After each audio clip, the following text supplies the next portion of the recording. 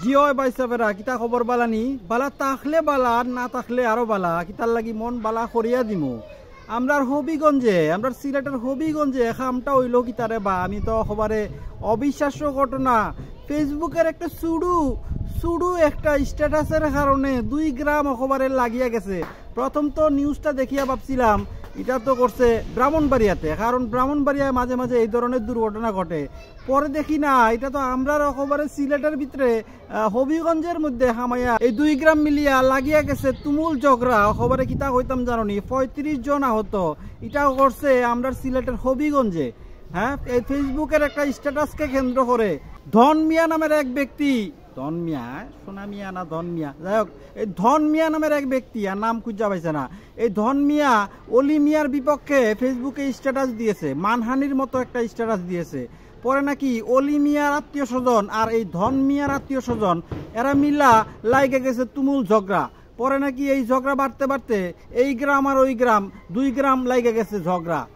কি অচানক ঘটনা দেখেছ? এই ধরনের ঘটনা তো আগে দেখতাম ব্রাহ্মণবাড়িয়াতে ঘটছে, এবার দেখলাম আমাদের হবিগঞ্জের ভিতরেও এই ধরনের ঘটনা ঘটে গেছে। যাই হোক, এদের পরে নাকি পুলিশ এসে এদেরকে থামাইছে। এই যে পুলিশের কথা কয়ে তো আবার আরেক ঘটনা মনে পড়ে গেল। পুলিশের এক ওসি পায়েল, তার তো অডিও ভিডিও 2টাই ভাইরাল হয়ে গিয়েছে।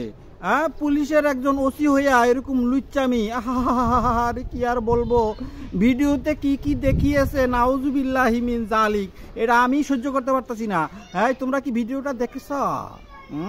পুলিশের একজন ওসি হইয়া একজন তরুণীর সাথে, তরুণী মানে ওই তরুণীর নাকি ডিভোর্স হয়ে গিয়েছে, মানে জামাই তাকে ছেড়ে দিয়েছে, ওই তরুণীর সাথে এই পুলিশের ওসি আরে ভিডিও কলে আর অডিও কলে কি কি অশ্লীল কথাবার্তা আর অশ্লীল কি অঙ্গি ভঙ্গি দেখিয়েছে। ভিডিওটা দেখলাম, নাউজুবিল্লাহি মিন জালিক।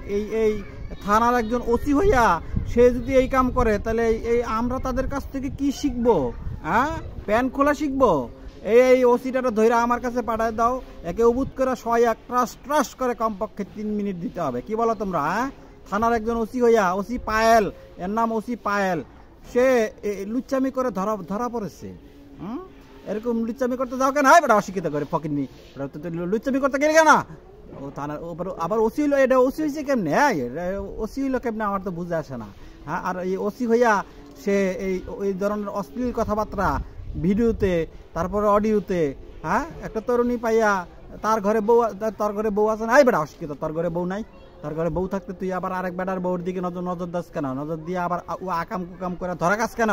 এগুলো গোপনে করা যায় না? এমন ভাবে করতে পারো না যে ধরা খাবে না। ভালোবাসা তো সবাই করে, কেউ গোপনে কেউ ওপেনে। তুমি নাহলে গোপনেই করতা, ওপেনে যাওয়ার কি দরকার ছিল? ওপেনে যায় এত কট খায় গেছো, এখন তো চাকরি নিয়ে টানাটানি, চাকরিটা বেচারা মনে হয় চাকরিটাই হারাইলো। যাই হোক, এই ওসি পায়েলের উদ্দেশ্যে আমার একটাই বক্তব্য, লুচ্চামি বাদ দেন, ভালো হয়ে যান।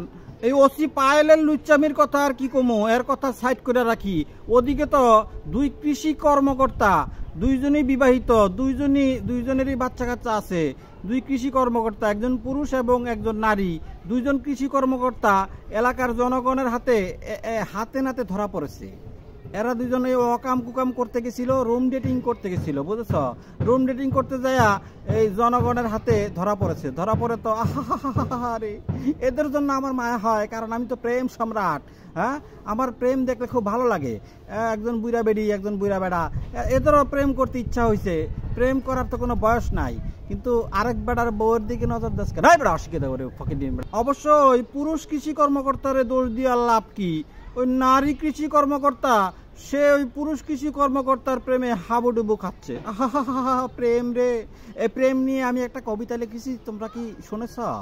লাভ is power, love is happiness, love is speech, love is life, love never dice.